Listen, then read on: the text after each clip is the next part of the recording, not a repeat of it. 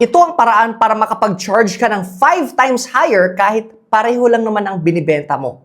I discovered this when I saw a specific brand of pancake na sobrang mahal kumpara sa mga competitors nito.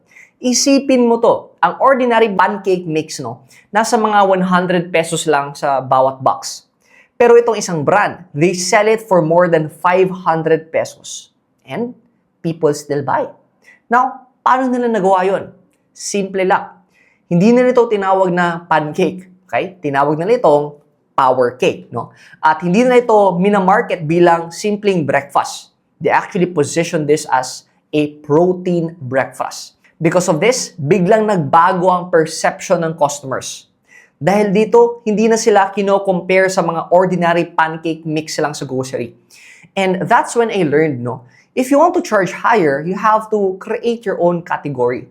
If your product looks the same as your competitors, presyo na lang ang maging labanan ninyo.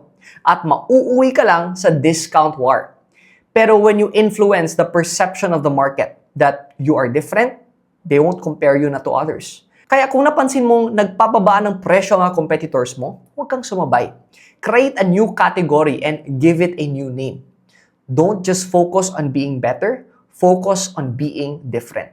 This is Fibo Lim, and if you want more content on business, marketing, and sales, follow me for more.